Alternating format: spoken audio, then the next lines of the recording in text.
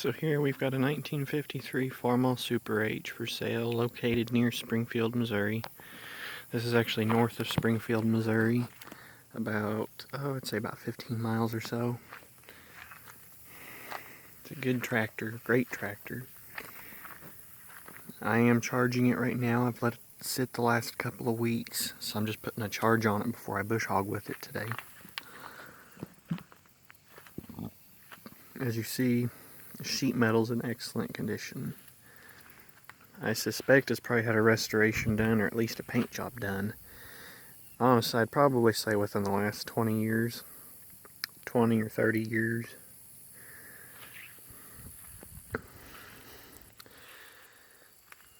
It's in excellent shape. The exhaust isn't all wallered out, as you can see, not all rusted and banged up. It does have that little corner as you see there, but it's nothing like I've seen. It's the original mushroom cap. I had the carburetors sent off to Shane Crock, and they do mostly John Deere carburetors, but they go through and they don't just rebuild them, they overhaul them, and they machine and flatten any and all mating surfaces, and if any bushings are bad for your choke or throttle shafts, they go through it and they just completely redo it. It runs excellent. I'd start it for you, but I got it on the charger. Didn't, obviously I've got other videos on my YouTube you can look up of it running. Recently just put new hose and clamps on. I do have another one up there. I do like running rubber line. That is a new rubber fuel hose and a new fuel filter. And I do that as insurance because this tank is a little dirty. I have a strainer in the tank at the top of the sediment bowl, and then it still obviously has the sediment bowl over there. And then I have the filter. And so it's just extra insurance. It still flows gasoline just fine. It has no impedance on that. Tires are excellent. You ain't gonna have to worry about tires for a long time on this thing. If I remember right, this one's a Titan. This one's the newest of the rears. The fronts are Firestones.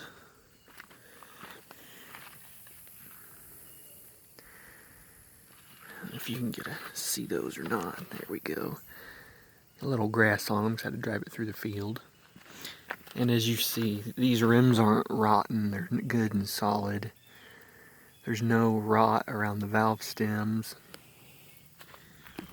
Here's the rear that's a little more worn. I'd say it's probably 70-75% tread. It's still got a lot of meat left on it though, as you can see.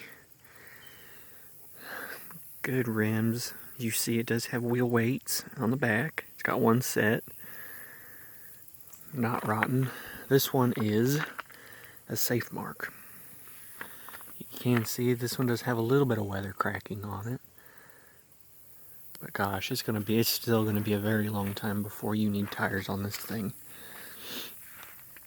I did put the PTO guard on it. It needs some new bolts. Those are a little big for it, so I couldn't get them tightened up all the way. Everything here. You see the inner ones, no rot at all. Brakes were rebuilt by the previous owner, Brian Field. He's the one I traded my last 51 John Deere B for. And oddly enough, why I'm selling this is because his brother Patrick has a 1945 John Deere GM I'm going to trade my Farmall regular for. And obviously GMs are a little more rare and a little more sought after and bigger than these. But that's not to say that I've not thoroughly enjoyed this tractor. This has been an excellent, excellent tractor. Worst case scenario is I'm redoing that GM. I want to hurry up and redo it for the John Deere G reunion next July. And that's actually why I'm selling this, is to get the cash to do it, because that GM is in about the same shape as that regular is. But it was a LP tractor, so it has LP pistons, but the original owners kept the original hood, when they sold it to Patrick, and so I'm converting it back to gas, but it's bored 125 over with LP pistons, and I've always wanted a John Deere G. It still makes me sad letting this thing go, but this is an excellent tractor. Excellent tractor. I'm trying to think of what else to say about it. I recently, probably maybe a little over a month ago, put all new wiring on it. It was having a hard time starting. This is the original 6-volt positive ground system. That regulator is in the correct spot for an earlier 1953 Super H, as well as a correct pull rod for it. In the early 53s had a pull rod, and then people didn't like it, so they went back to the push button type, or the foot pedal type of starter. Belt pulley works great, PTO works great. I actually got a bush hog with this today. It does have a little bit of an oil leak, but it turns smooth. This belt pulley is awesome. I picked it up for 40 bucks. I don't know how I got lucky enough to do that. Hydraulics do build pressure whenever the PTO's on. Yeah, if you move it, you can hear it. But I've never had a use for them. I'm trying to keep, list everything I know. It seems a little wet down here. It might drip a little oil somewhere, but it's been since March since I've changed the oil in this thing, and I just checked the oil level, and it's still full. This is just a generic battery cover. I've always wanted to put a better one on it, but the side cover fell off and I ran over it. I'll give that to you if you want it, so you can straighten it out. I always wanted to put, one of the good ones, one of the good battery boxes on, so I never really paid attention to it. A good battery. If I remember right, I think it's an X-side. Whenever I rewired it, it's brand new battery cable. That's double-aught gauge. Very stiff cables. And I even took the starter off and sanded the starter mounts. Cleaned all connections. So this thing starts beautifully now. If you've seen my other videos, you know I fought with this thing for a long time. Clutch is excellent. It doesn't slip. Minimal play. Should still have decent amount of adjustment left in it. As I said, previous owner rebuilt the brakes. Just an all-around good tractor. This thing pulls a bush hog and it barely notices it's there. Doesn't smoke, doesn't have any funny noises. The front wheels don't shimmy when you're in 5th gear. Every gear works on it. Somebody's taking care of this. The story on it goes is the original owner is from Maryland. I think it was Baltimore if I remember correctly. Anyways, back in the early days, the original owner farmed near Baltimore in what is now the actual city of Baltimore. And he parked it in a shed, passed away, and it sat in the shed for probably 25 or 30 years. The guy who owned the property was actually his son or his grandson, and he really didn't want it. By this point, the farmland that his grandfather or whatever had farmed, the city now owned. It's actually city now, and this was sitting in the middle of the city in a barn or a shed in the back of his house. They pulled it out, and Brian's other brother, I think it was Eric, bought it and then traded Brian for a tractor that Brian had. So Brian got it. Brian's a big John Deere guy. He really didn't want it, so he traded me for a John Deere, because at the time it had carburetor problems and he didn't want to mess with it. So this thing, I've done some work to it. It is from the day I've got it to now. This thing is a cherry tractor. So I've rewired it, done the carburetor, new battery cables. kept, the fluids changed, it's got good antifreeze, radiator doesn't leak. I can't speak highly enough of this thing. What it needs, included in the sale, is a brand new water pump because I haven't gotten around to changing it out. The bearings, if you can look in there, are getting worn in the old one. I've kept it full of grease, but it does have some play. It's actually not gotten any worse since I've re-greased it. What else does it need? The lights, also included in sale, are 2 original IH flatback lights for it, which are the sealed beam lights.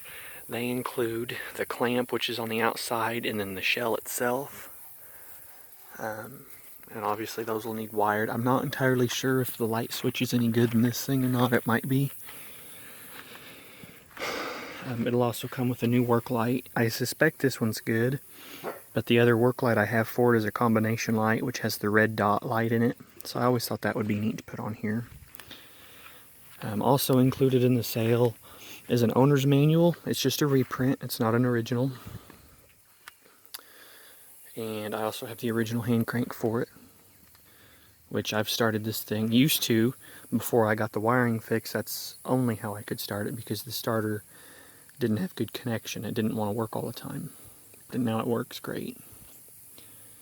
So that's included in the sale, plus some other odds and ends that I was given that I've never had a use for, just some odd gaskets and stuff like that. I think there's a new fan belt in there. It's got this little thin fan belt that does the job. Just like it looks like a Gates green or something. Like I said, radiators solid. There's the serial number tag for anyone who's curious. Anyways, I know what I would like for it. I know what they're worth. I know they're not the most uncommon tractor in there, but it's not like you run across this a Super H every single day. I'm asking $2,500 for it.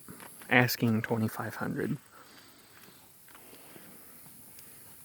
I don't think you're going to find a cleaner tractor. A little bit of cleanup, and this thing will be show ready. I mean, you can take it now. I wouldn't hesitate to use this in a parade. One last thing, and I just remembered it. It does leak rear end oil. Right there. I haven't actually topped it off in months. A couple weeks ago I was bush hogging. I was like, man, I need to top that off. So I bought 2 gallons. Took the side plug out here, down there. Topped it off up there. It took exactly 2 gallons and it was full. They hold 6 gallons. And I noticed it had been dripping for a long time, so I was really afraid that it had dripped out more. No, it hadn't. So it had been running with 4 gallons in it the whole time, which is good. So it's a slow leak. And like I said, it had probably been 3-4 months since I had topped it off. And it was good to go. Excellent sheet metal. Anyways, if no one wants it, I'm probably going to end up keeping it because I am in love with this tractor. It's a good running tractor. Probably so far my favorite one I've ever owned. The only reason I'm selling is to get money for that John Deere GM. That is the only reason. Not because I hate it or anything. If no one wants it, I will gladly keep it.